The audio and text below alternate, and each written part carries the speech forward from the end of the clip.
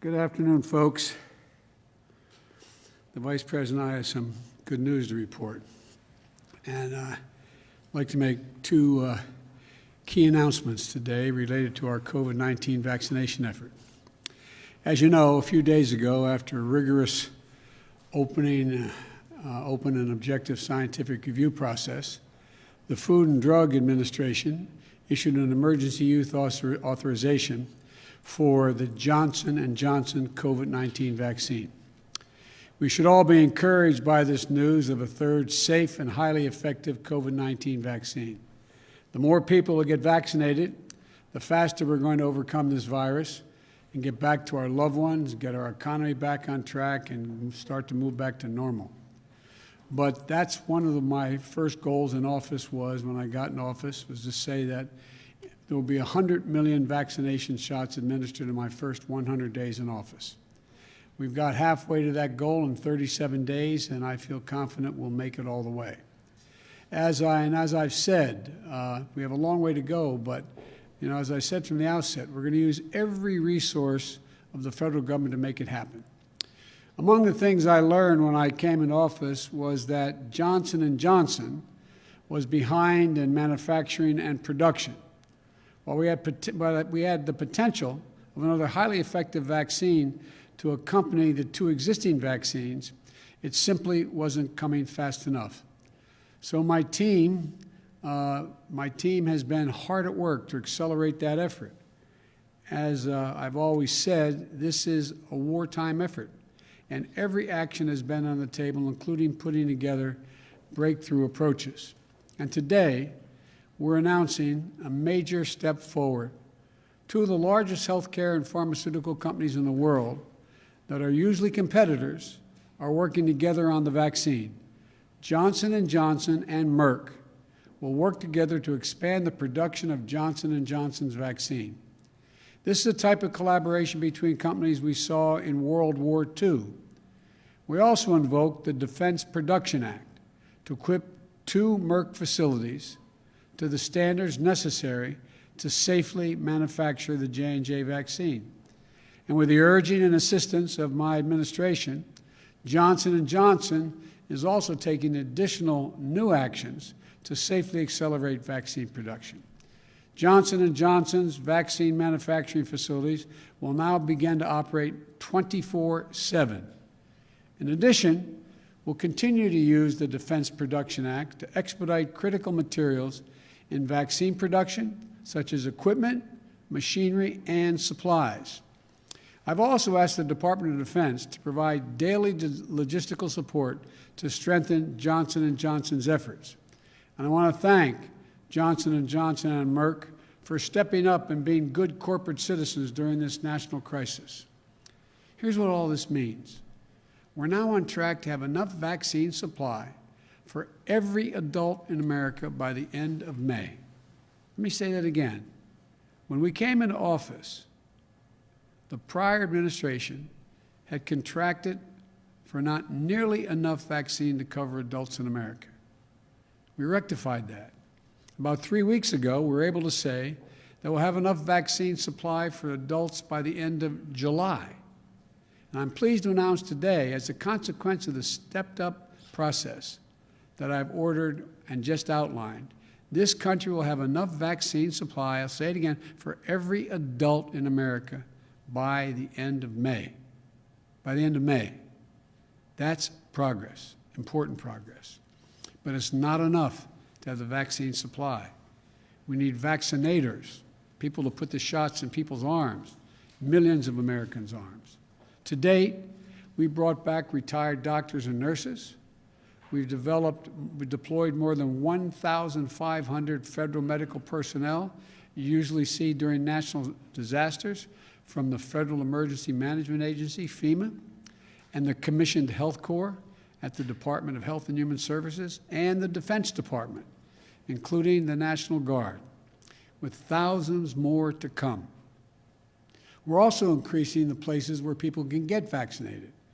We've sent millions of vaccines to over 7,000 pharmacies to make it easier for folks to get their COVID-19 vaccine shot like they would their flu shot. The federal government is also working with states to set up hundreds of mass vaccination centers in places like stadiums, community centers, parking lots that vaccinate thousands of people per day. My wife Jill and I just visited one in Houston last week. It's incredible.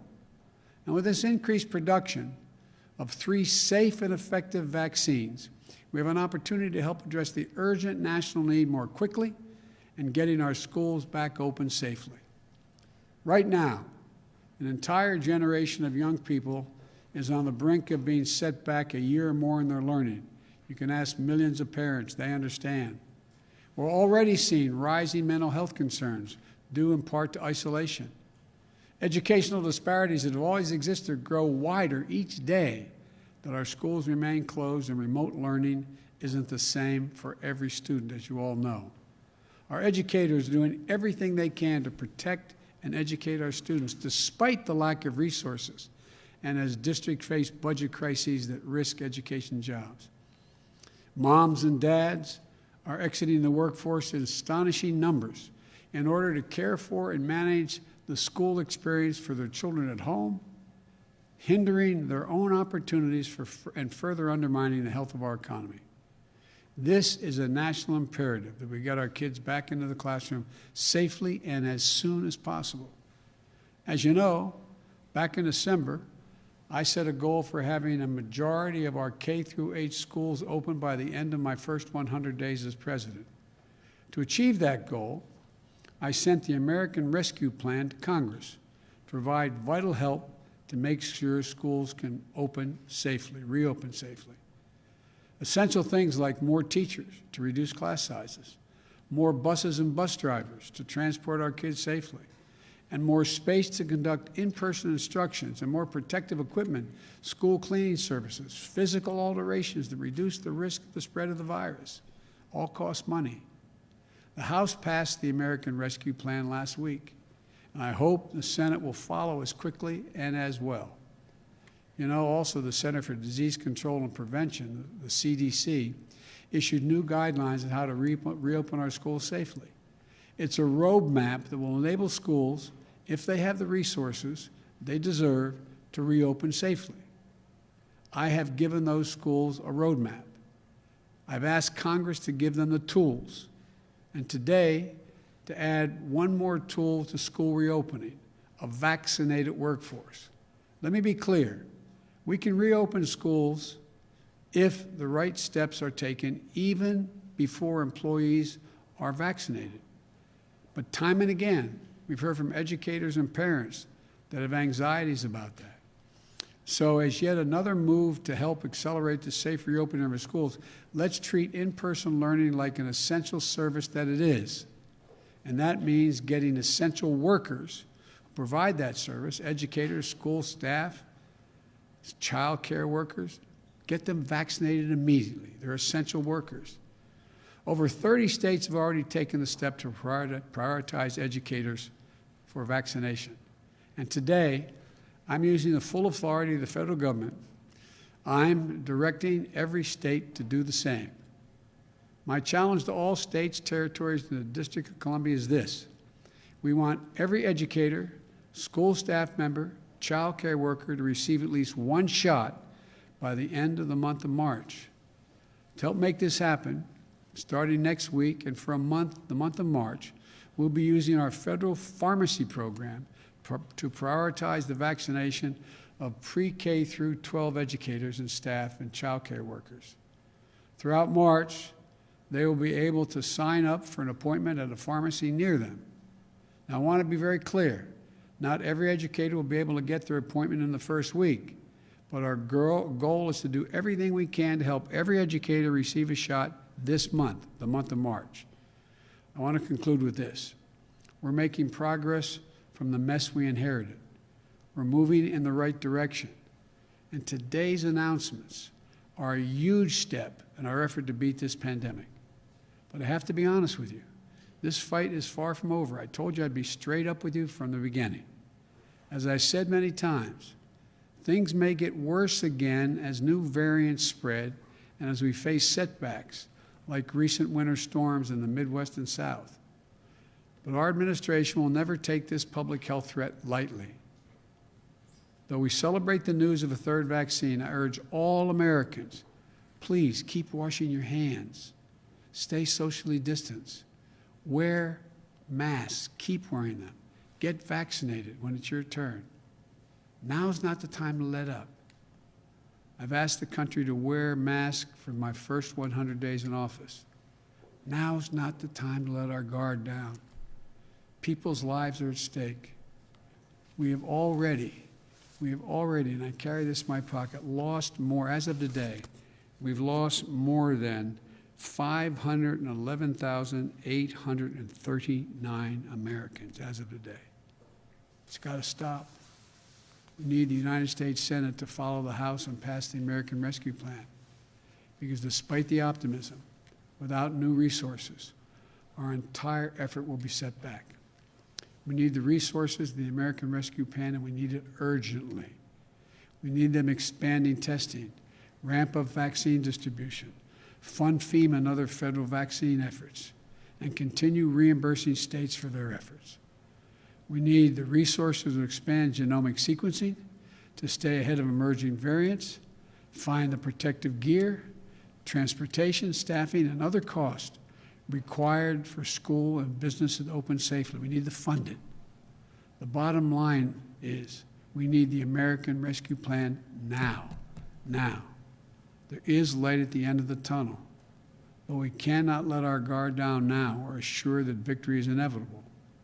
We can't assume that. We must remain vigilant, act fast and aggressively, and look out for one another. That's how we're going to get ahead of this virus, get our economy going again, and get back to our loved ones. So thank you, and please, please, it's not over yet. Great news, but stay vigilant. May God bless you, and may God protect our troops. Thank you all very, very much. Mr. President, why is only 1% going vaccines? Why is only 1% going vaccines, sir? When do I think things are get back to normal? I've been cautioned not to give an answer to that because we don't know for sure. But my hope is by this time next year we're going to be back to normal before that, my hope. But again, it depends upon people continue to be smart and understand that we still can have significant losses. There's a lot we have to do.